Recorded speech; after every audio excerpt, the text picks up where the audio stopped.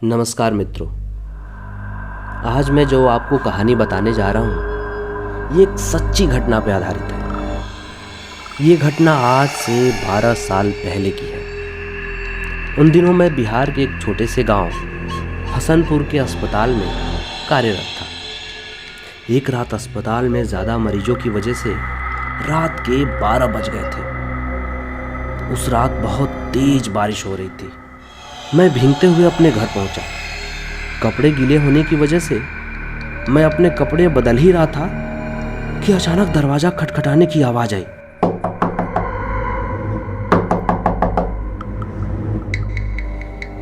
मैंने सोचा इतनी रात को कौन आया होगा। मैंने दरवाजा खोला और देखा कि एक लड़की जो बारिश में पूरी तरह भीगी हुई थी रोते हुए कहने लगी, मेरी माँ की तबीयत बहुत ख़राब है, आप जल्दी चलिए, नहीं तो वो मर जाएंगी, जल्दी चलिए प्लीज़। मैंने उससे कहा, देखो मैं रात को मरीजों को नहीं देखता, तुम सुबह अस्पताल ले आना। मगर वो लड़की जाने को तैयार न थी और रोने गिड़गिड़ाने लगी। उसकी आवाज़ सुनकर मेरी पत्नी को उस लड़की पर दया आ गई और मुझे उसके साथ जाने को कहा। मैं मन ही मन परेशान होते हुए बाहर आया और अपनी जीप निकाली। सुनसान रास्ते से होते हुए वो लड़की मुझे 5 से 7 किलोमीटर दूर एक दूसरे गांव में ले गई।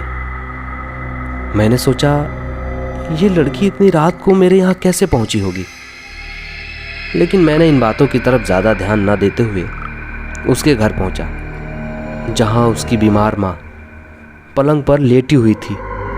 मैंने उसकी नब्ज टटोली और इंजेक्शन दे दिया और कुछ दवाइयाँ भी दी। उस लड़की ने मुझको बाहर मेरी जीप तक छोड़ दिया। फिर मैं घर आ गया। अगली सुबह मैं जब अस्पताल के लिए जाने लगा तो सोचा क्यों ना कल रात वाले मरीज से मिलता जाऊं। थोड़ा टाइम ही लगेगा पर एक बारी मिल लेने में क्या हर्ज है।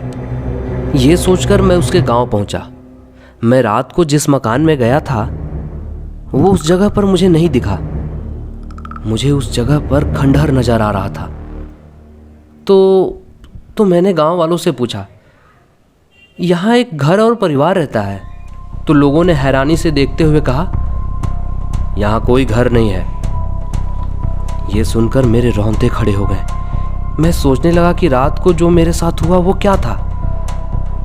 वहाँ के लोगों ने बताया कि ये प्रेत लीला है, सो हर साल किसी न किसी इंसान के साथ होती है। ये तो गनीमत है कि आप जिंदा बच गए, वरना वो आत्मा किसी को जिंदा नहीं छोड़ती। मैं हालांकि भूत प्रेतों पर ज़्यादा विश्वास नहीं करता था। जब मैं गांव वालों के साथ उस खंडहर में पहुंचा तो उस खंडहर के बाहर मेरी जीप के पहिए के निशान और इंजेक्शन और दवाइयाँ पड़ी हुई थी। मैं बिना लोगों से ज़्यादा बात किए घर वापस लौट आया और घर वालों को सारी बात बताई। उसके कुछ दिनों बाद ही मेरा ट्रांसफ़र हो गया दूसरे गांव में। लेकिन उस रात की घटना के बारे में सोचकर आज भी मेरी रूह कांप जाती है।